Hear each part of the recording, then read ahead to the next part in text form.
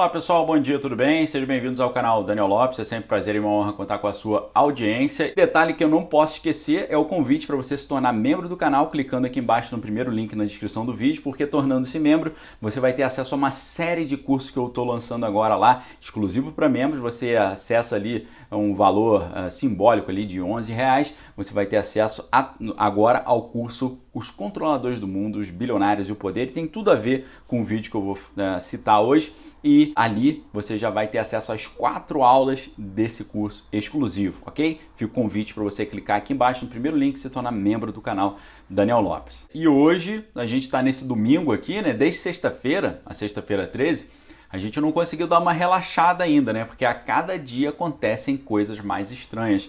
E hoje a gente já tem um panorama para entender e reconhecer que a situação está delicada, a situação está frágil, assim, o negócio está numa linha muito fina, assim, para o negócio começar a ficar estranho, né? Para a gente ver aí uma situação de confusão, né? Não é verdade? E é claro que quanto mais se aproxima aí, se aproximam as eleições do ano que vem, mais esse negócio vai se aquecendo, né? Agora, a gente tem ali, eu fiquei meditando e pensando comigo mesmo, né?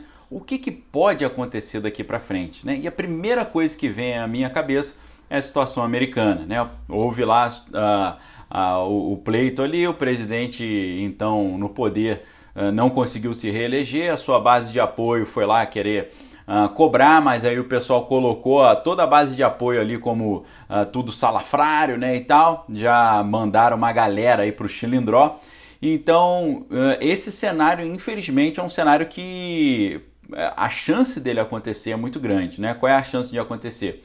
O pessoal usar aquele método que eu chamo de Tony Hard, né, que é tirar o concorrente de cena usando meios não republicanos, tirarem de cena, né, atrapalharem ali a viabilização, e aí aos apoiadores, né, do atual governo irem lá para apoiar e tal, não sei o que, o pessoal colocar todo mundo ali como pessoas pouco republicanas, usar esses critérios que já têm sido usados para fazer isso, e deu no que deu, né, pessoal? O presidente lá que tinha um apoio monumental saiu, e o cara que não tinha apoio nenhum, o cara que simplesmente fez a sua campanha de dentro ali do seu porão, né? O cara simplesmente não saiu de casa, ele tá lá no poder, né? Então, o presidente que tinha um super apoio saiu, e o que não tinha apoio nenhum tá lá. Então a gente tem que olhar isso como uma primeira hipótese, né? Agora, alguns mais atentos podem dizer, mas lá nos Estados Unidos o presidente não tinha o apoio do sistema de defesa. É claro, né? Ele não tinha esse apoio fez muita falta. Ele tinha muito apoio das forças policiais, ele tinha apoio assim do pessoal mais da área, mais do dia a dia ali do sistema de segurança, mas do alto escalão lá do Pentágono ele não tinha apoio, tanto que eles não fizeram nada ali para defender até hoje, né? Muitas coisas que poderiam ter sido feitas não foram feitas, né? E ficou por isso mesmo. Então alguém pode argumentar isso. Aqui no Brasil é diferente, tanto que muita gente já diz que o Brasil, né, os críticos do governo estão falando, o Brasil está virando ali está seguindo o modelo venezuelano, né, em que houve uma conciliação entre o poder executivo e os militares acabaram tomando poder, né? Alguns críticos do governo chegam a dizer isso, inclusive agora, né, para eles poderem criticar o Brasil, dizendo que o Brasil, a presidência está virando meio venezuelana, eles têm que começar a criticar o sistema venezuelano, né? Sistema esse que até outro dia eles glorificavam ali como sistema lindo e maravilhoso, né? Então, esse é um detalhe importante para a gente perceber. Agora, será que se no momento ali o presidente precisar da defesa, a defesa vai chegar junto? A gente também simplesmente não sabe, a gente não tem não tem como saber isso, né? Se realmente numa hora que precisar eles vão chegar junto, vão embarcar ali na ideia que o presidente vai trazer, né? Então isso é algo que fica no ar, eu fico pensando assim, né? O que pode acontecer, né? Afinal, nós temos, eu não sei vocês, mas eu tenho filhos, né? A gente pensa no futuro, a gente está tentando trabalhar, né? Manter uma vida normal, pagar as nossas contas, né? Viver em harmonia, mas infelizmente o negócio caminha para uma situação aí de tensão cada vez maior. Essa semana agora a gente vai ter muitas respostas, o presidente vai entrar com o pedido lá no Senado e parece que o pessoal está acelerando também alguns processos ali contrários ao presidente. Vamos ver como é que isso vai se encaminhar, né? Agora, o que aconteceu nos Estados Unidos? A direita americana foi derrotada e ficou por isso mesmo, né? O presidente voltou para a casa dele e ficou por isso mesmo. Pode ser que aconteça isso aqui no Brasil, mas o que a gente tem que analisar são essas possibilidades, essas hipóteses, né? O pessoal já está se organizando aí, né? A gente vê nas redes muita gente já tentando montar um apoio ao governo, qualquer coisa estranha que aconteça, mas a gente sempre tem que contar com essas outras variantes, né? Essas outras versões. Agora, tem muita gente preocupada com isso, pensando assim, caramba, mas se o Brasil entrar numa situação de muita instabilidade, vai vir uma crise econômica, né? E tem gente que fica muito preocupada, né? Pô, vou perder dinheiro, tenho dinheiro investido. Mas o que é curioso é que do outro lado, tem muita gente que se empolga de ver o negócio do circo começar a ficar caótico, né? Ver o circo de cabeça para baixo. Porque tem gente que gosta de investir também. Primeiro tem o cara que compra na baixa, depois quando melhorar tudo ele vende na alta. Mas tem também o cara que tem um pensamento a longo prazo, que ele quer fazer o acúmulo, né, dos bens para poder viver de renda, viver de dividendos. Então ele olha um cenário desse e fala, caramba, se der uma confusão geral e a bolsa for lá embaixo, eu vou comprar tudo baratinho, deixo lá quieto, daqui a pouco ali consigo me dar melhor, né? Então é curioso a gente ver isso, né? Sem a gente pensar num cara que ganhou fortunas assim inimagináveis em cima de crises dessa natureza, né? Tem um cara aí muito presente no cenário internacional, que é o soro fisiológico, né? Você já ouviu falar nesse cara? O soro fisiológico, ele ganhou assim bilhões fazendo um movimento que acabou quebrando a Inglaterra inteira. O cara fez alguns movimentos ali que quebrou a economia inglesa e com essa quebra ele conseguiu ganhar fortunas, né? Então é interessante a gente perceber que tem gente que, como todo cidadão comum, está pensando assim, caramba, nós queremos estabilidade, né? Nós queremos tranquilidade, a gente quer resolver o problema, mas tem gente que está empolgada aí, né? E esse cara, o soro fisiológico, nós sabemos que ele financia muitos movimentos mundo afora, muitas instituições, muitos grupos de pesquisa, muitas pesquisas acadêmicas e por aí vai. E a gente tem que pensar nesse momento qual é o tamanho da influência dele aqui, qual é o tamanho, né, da ingerência que ele está tendo aqui. A gente sabe que ele financia vários movimentos de mídia, né, vários sistemas midiáticos, de questões sociais, questões aí culturais e por aí vai. Então, quem sabe ele também tá doido para ver o negócio ali, o circo ficar de cabeça para baixo, né, a mesa tombar, para ele poder ganhar uma fortuna de dinheiro aí. Nós sabemos também que o Dragão Vermelho do Oriente está com muito interesse que tenha ali uma troca de poder no Brasil para que eles tenham um diálogo mais fácil, né? Porque no final das contas, pessoal, o que está em jogo, no fundo, é o mundo pós-crise sanitária.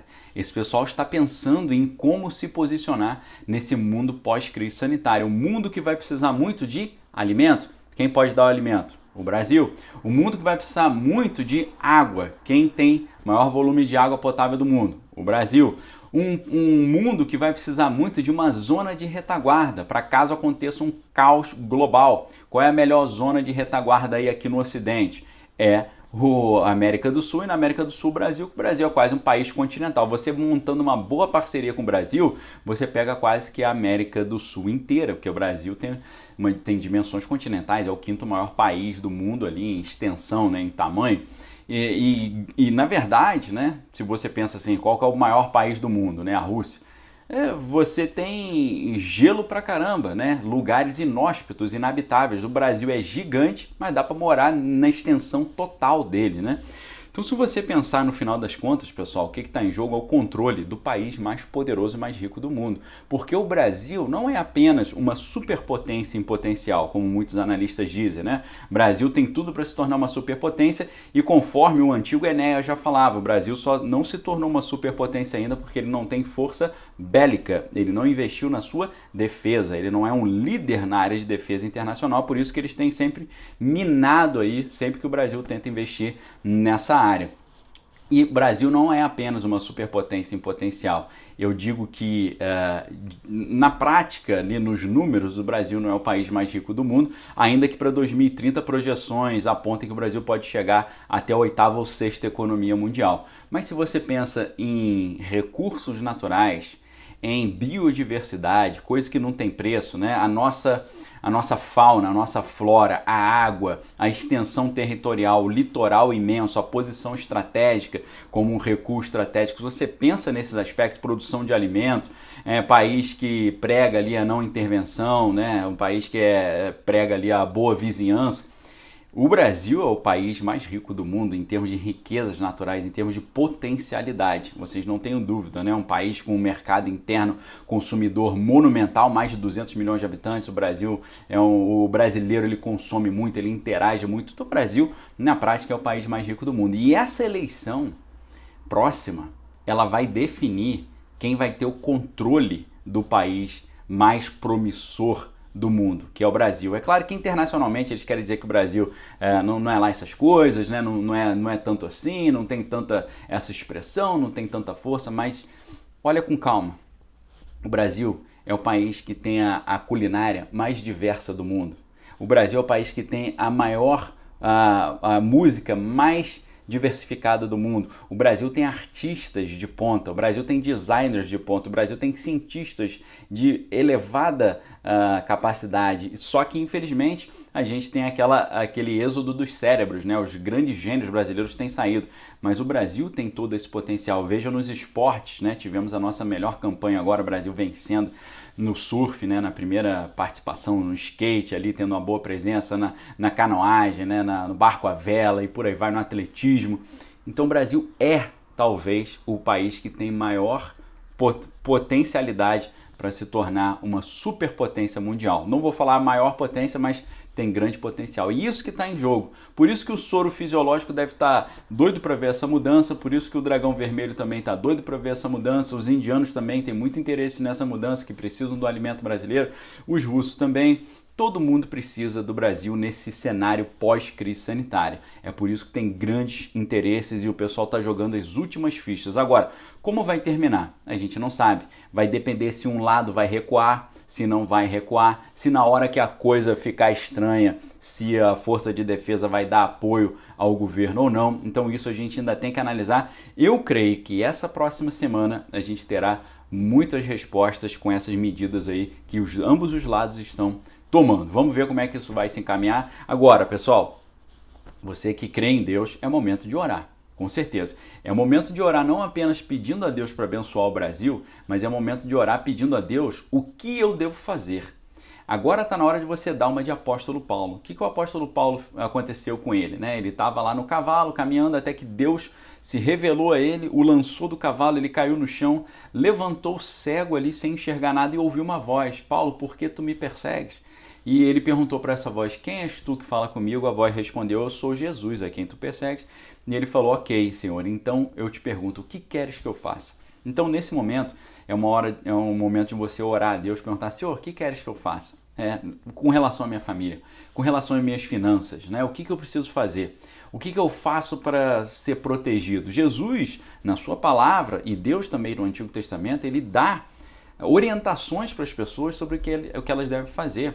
Na Bíblia tem uma frase muito interessante que diz: Deus não faz nada sem antes avisar ao seu povo por meio dos seus profetas. Então Deus tem comunicado as coisas que vão acontecer para alertar o seu povo previamente. Muitas vezes na Bíblia Deus fala: ó, sai daqui que vai dar um problema, vai para lá. Outras vezes Deus fala: ó, fica aí que aqui é o melhor lugar, porque do outro lado lá vai dar problema. Então é um momento de oração, é um momento de buscar de Deus, porque mais do que qualquer conselheiro psicológico, político, analítico, pastoral, Deus tem essa orientação para dar para você, e a Bíblia diz que o Espírito de Deus confirma com o nosso espírito que nós somos filhos de Deus. Então, pede para Ele que Ele vai se comunicar com você e vai te responder. Eu não tenho dúvida nenhuma, ok? Porque a Bíblia diz que a vontade de Deus é que nós possamos ir bem em todas as coisas. Eu tenho certeza que essa é a vontade dele, tá bom, pessoal? O cenário está estranho, o cenário está tênue, o cenário está delicado, mas mais do que qualquer pensamento estratégico aí, político, geopolítico, né, financeiro e tal, é você receber a orientação do GPS lá de cima. Ele conduzir o teu caminho, tá bom? Faça isso nesse domingo, faça isso nesses próximos dias, ore pelo Brasil, ore pela sua família, não só apenas pedindo Deus abençoe o Brasil, abençoe minha família, mas Deus, o que eu preciso fazer para eu não me dar mal nessa história aí, ok? Um abraço a todos, fique com Deus, amém todas as coisas, retém que é bom. A gente volta em breve com mais conteúdo exclusivo aqui no canal Daniel Lopes. Valeu!